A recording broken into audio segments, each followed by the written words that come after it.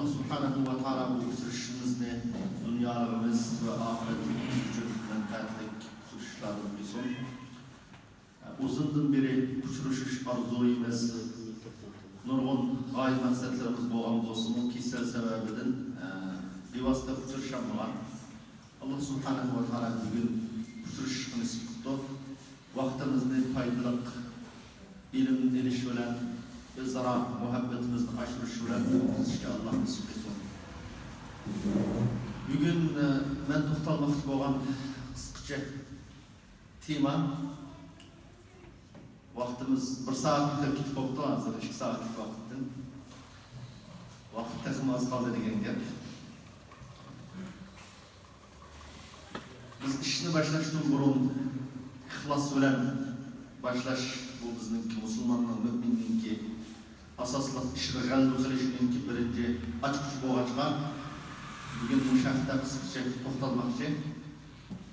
Amma hammamiz uzun yıldan beri dinimizni bugunimiz dinimizda alohida xilma-xil saviyamizni oshiramiz degan maqsaddan tirishib kelayotgan o'quvchilar har qaysi kasb o'qiydi, lekin mushal o'rtoqlar mayli to'r orqali qatnashayotganlar bo'lsin, dinsevar o'zining dinida hijrat qilgan, dininden, ata-anasından, yurtundan ayrılgan kardeşler.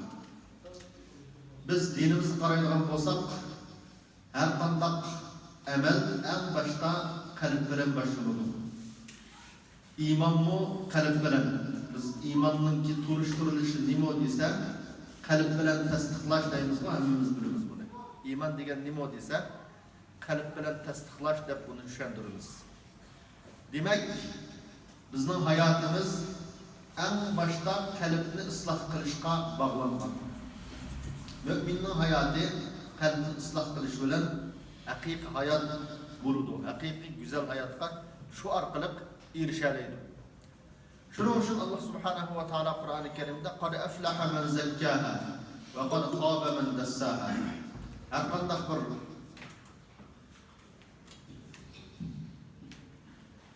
özünün kalbini paklığallah, özünün kalbini tekşirip tuğallar, manublar kalbi kıygallar.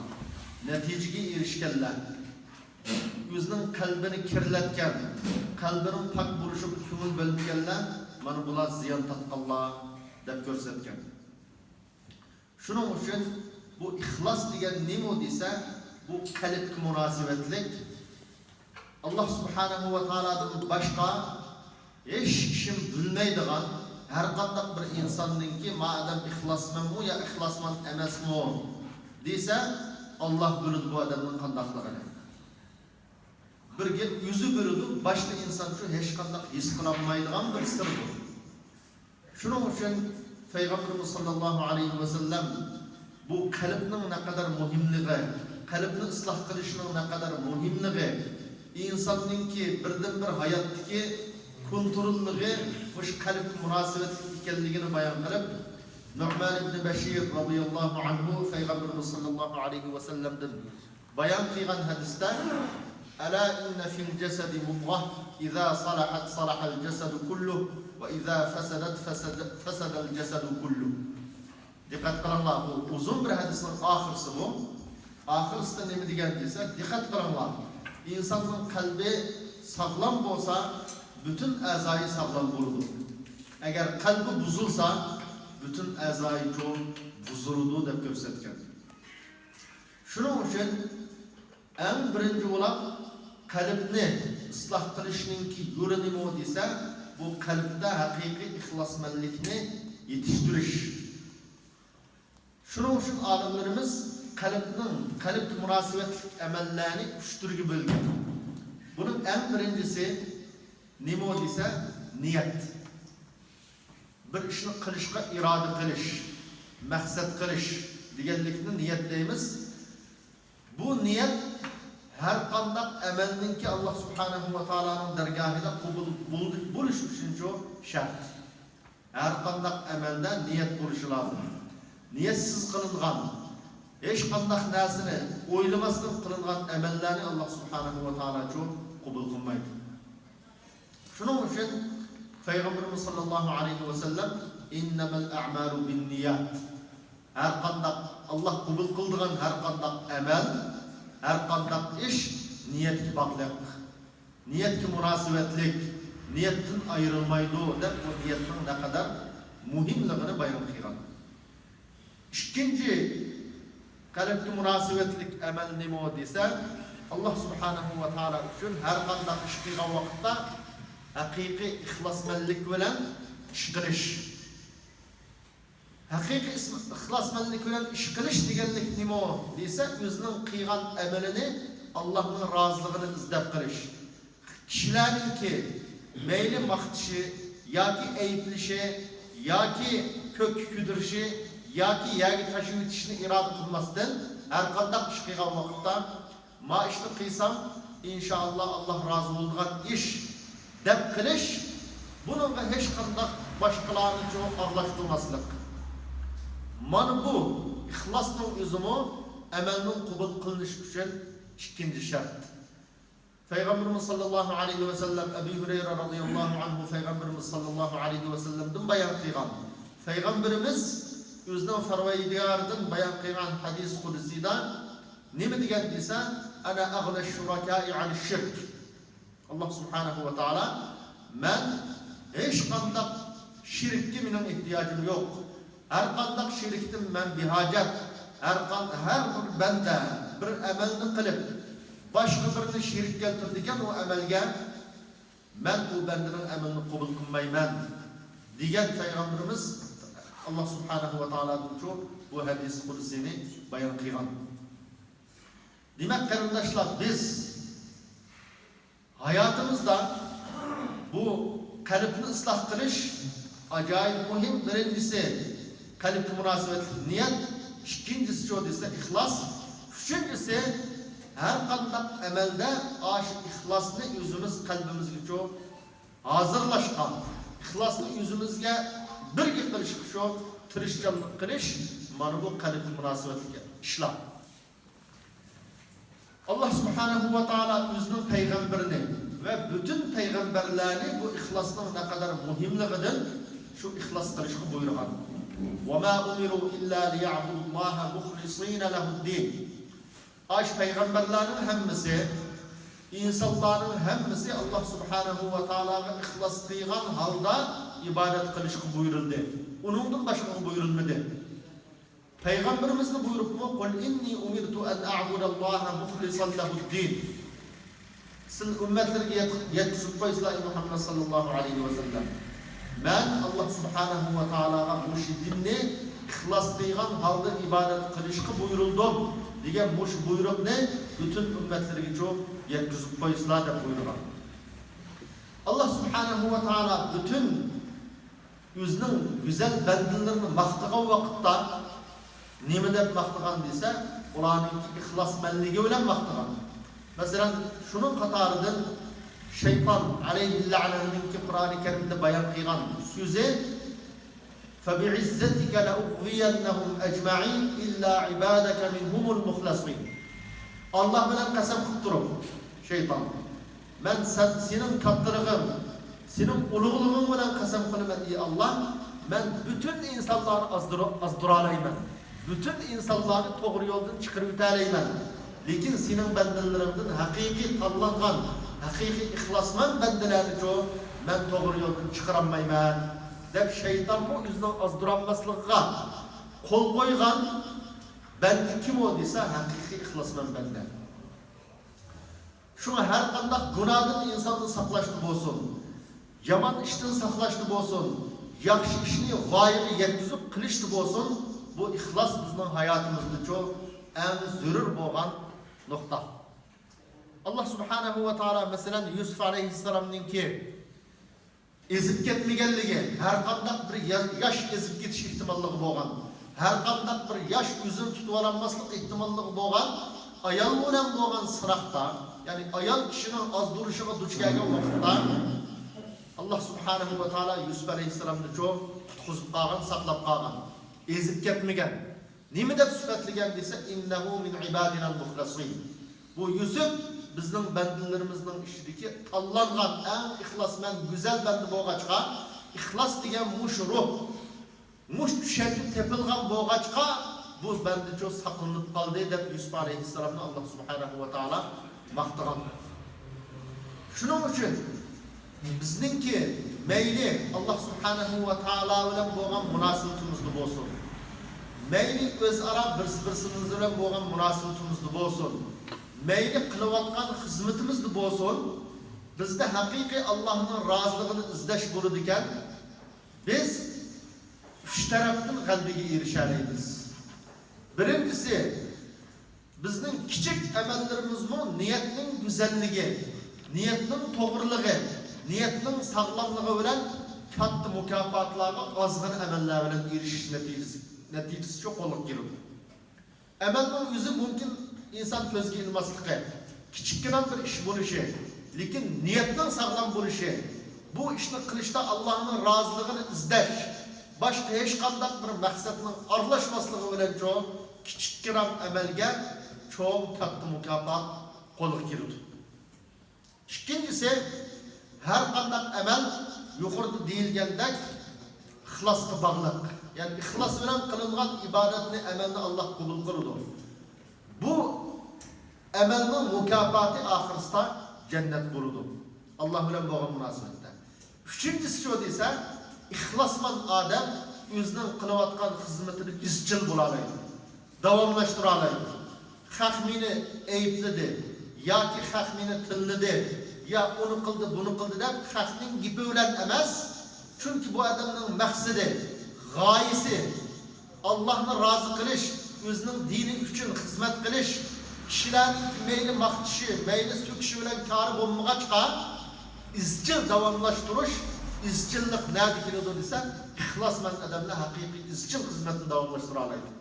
Agar bu sifat tepilmas shu desa, bir ishni qilsa, to'tadan tillab qo'ysa, ayblab qo'ysa, ani qildi, mani qildi desa, qilayotgan ishni tashlab, shuni bilan boshqa ishga yuzlanadigan, mumkin to'g'rini tashlab, xatoga yuzlanadigan ahvol çok kelib chiqadi. Shuning uchun biz hozir o'sha o'ltag'in ko'p qism qarindoshlarimiz o'quvchi. Buningdan keyin nurg'un katta ilmlarga erishib, bizning dinimizning, vatanimizning davosini qiladigan birinchi saptiki yigitlar musorunlar. Mushadi yigitlar o'ziningki qilayotgan xizmatini mayli o'qishida bo'lsin, mayli xizmatida bo'lsin, mayli o'zining g'oyasida bo'lsin, Allohni rozi qilish, Allohning mukofotiga erishish, ma dunyoninki mangulik dunyo emasligini tunish, bu dunyoda qilingan ishninki natijasining oxiratda ko'riladiganligini tunishdan iborat bu tushunchaga ega bo'lgan asosda amal qilsa, yashsa, bu yigitlar cho'qim kelgusida da'voning egisi bo'la oladi. Bu da'voni mas'uliyatchilik bilan o'z ustiga elib, har qanday jafo mushaqqat, qiyinchilik, har qanday besim uchun chidab, sabr qilib ma'olaydi. Agar bu ixlos ruhi, yani Allah meni mukofotlaydi, bu amalimning oxirat natijasi jannat bo'ladi degan bu tushuncha bo'lmasa desa, shu qom xizmatdan to'xtab qoladi. Hatta to'g'ri yo'ldan burilib ketib, ma'lum ozg'ini manfaatini, ozg'ini mol dunyoni deb yoki ozg'ini obro'y huquqni deb o'zining dinini, o'zining millatini setish nadan kelib chiqadi desa, Alloh subhanahu va taolo bo'lgan muhabbatning kamligi, Allohga bo'lgan ixlosning kamligidan shunday yomon natija, yomon oqibat kelib chiqadi. Shuning uchun biz Payg'ambarimiz sallallohu alayhi va sallamning hayotiga, Qur'oni Karimdagi payg'ambarlarning qissallariga, bularning o'z qavmi bilan bo'lgan kurashdagi har xil suhbat, fikr almashtirish yoki hujjat bayon qilish mushuna qarasak, tarixdagi o'z ummati uchun, o'z xalqi uchun hasb qo'shgan mayli bizning vatanimizdagi qahramonlar bo'lsin, mayli dunyoning har qaysi joylarida islom dunyosida o'tgan qahramonlar bo'lsin, bularning g'alaba qilishida, bularning natijaga erishishida asosliq bulardagi Allohni rozi qilishni birinchi g'oya qilib mangan bo'lg'achqa, kishilarning har xil safsatisi, har xil gap so'zlari bilan ta'sirlanmay, o'zining xizmatini izchil davomlashtirgan bo'lg'achqa, har xil katta güzel neticeler çok erişerken. Eğer bu güzel niyetli, güzel gayni maksat kılmağa vakit çoğu ise insan küçükken zerbe, küçükken fitne fasat, küçükken gep sözün uçurağı vakit çoğu hizmetini taşlaydıgan ya ki azdır hizmet kılıp neticeye erişemey kalsa şunu bilen hizmetini taşlap başka tarafga ketip qoladigan o'zining tanlapmagan prinsipi yo'lidan voz kechirgan ahvollar çok kelib chiqadi. Shuning uchun qarindoshlarimizdan umid nima desa bu dunyoning oxirati va degan bu haqiqatni turib yashash. Biz bu dunyoda yashash uchun ham yaratilmadik, balki sinoq uchun yaratildik. Bu dunyoda ma'lum sinoqqa duch kelamiz, lekin bizning asli mangulik hayotimiz tügümez hayat çoğu kıyamet günü. Biz ölgenden keyin bizning haqiqiy hayotimiz boshlanadi degan mushu nuqtani mush tushandin joyi turib mush asosda yashasak cho'qimchoq biz mayli hayotimizni bo'lsin, mayli dunyo hayotini, mayli oxirat hayotini g'alabaga erishamiz. Allah Qur'oni Karimda qiyomatni sifatlab nima degan desa haqiqiy uzun hayat ekanligini sifatlab Allah Subhanahu va taolo Sur Rumninki 5'da Sur Ankabutning oxirisida lahiyal hayavan qiyomat hayotini haqiqiy davomlashtirgan hayotlik deb tasvirlagan. Mushu davomlashtirgan tugumas hayot qilib bo'lgan ishonch iymon bizni mustahkam bo'ladi ekan, ma dunyodagi har qanday besim, har qanday kuch-kuch boysunmay özümüzün iradesi, özümüzün gayesiga yetiş için, haqiqiy tirishib yashash shu chog'da çok qo'lga keladi. Bu oxiratdagi tugumas hayotda mukofotga erishishninki, Allohning roziligiga erishishning, jannat kirishning birdan bir yo'li nima desa, o'zimizda, qalbimizda haqiqiy ixlosmandlikni yetishtirish. Har qanday vaqtda İxlasmandlikninki her qanday biz o'zimizning jismi, o'zimizning a'zolari bilan qiladigan har qanday amalning katta ekanligini turish. Mushu turgan vaqtda inson mumkin o'zining shakli olsun, yag'ishtirishi olsun, ibadeti olsun acayip güzel bo'lishi. Lekin qalbi kasal bo'lsa, qalbini bu ixlos topilmasa, qalbida mayli obro' qo'g'lishi olsun, meyli başkalarının maktışık erişişi olsun, meyli başkalarının süküşü ya eğitimşinin ensiraş, kokaşı olsun, muştak her yıl garaz artışıp kalan vakit çok, bu insan dünyanın hayatını mı Allah'ın razı kılıp yaşayamaydı, kıyamet günü çok Allah Subhanahu ve Taala'nın mükafatı boğan cennetke erişemaydı. Bu gibimni ben müşahede tügüteyim, vaktim tuşap kaldı. Bu ihlas hakkında da bu işkeniz gap bilen çoğun yoki to'rtamiz gap bilen bu tugaydigan bir mazmun emas. Tugaydigan bir nuqta emas. Her qanday vaqtda müşahid bo'lgan hammamiz nurg'unlarimiz arabcha yoki turkcha o'qiydiganlar. Unda bo'lgandan keyin o'zimizning iymonni yanglab turish uchun Allohning roziligini maqsad qilishdan iborat mush tushunchamizni texmo yuksak yuqori keltirish uchun cho'qim o'zimiz aşındak meyli peygamberlerinki, meyli tarihte ötken, davaga hasip koşalıgan, dinimiz için hakiki hizmet kılalıgan, ihlasman bendelerinin tarihlerini okuş, buranın iş izlerini gözden geçiriş, bunanın hayatının tesirleniş arkalıkçı yüzümüzde bu düşünceni, bu imanını saklap veriş için çok tirişkanlık kılış, her birimizinki mesuliyeti ve mecburiyeti. Allah Subhanahu ve Taala hemmimizni aşık Kur'an-ı Kerim'de sübetligen şeytan men Kur'an'ı azduranmayman diyen ihlasman bendilerinin katarıdır kıysun. Biz ne Peygamberimiz sallallahu aleyhi ve sellem'e ergeçken, Yusuf aleyhisselam'a ergeçken, şundak eğir sunakka her kandak bir yaş duç kep kalsa sabır bilişi, ters boğan sınak duç kelse mu, şundak yaman sınaktın yani ütek gitaligen ihlasman peygamberlerinki izidin mevişka Allah Subhanahu ve Teala nisbizun. سبحانك اللهم وبحمدك نشهد أن لا إله إلا الله نستغفرك ونتوب إليك بسم الله الرحمن الرحيم والعصر إن الإنسان لفي خسر إلا الذين آمنوا وعملوا الصالحات وتواصوا بالحق وتواصوا بالصبر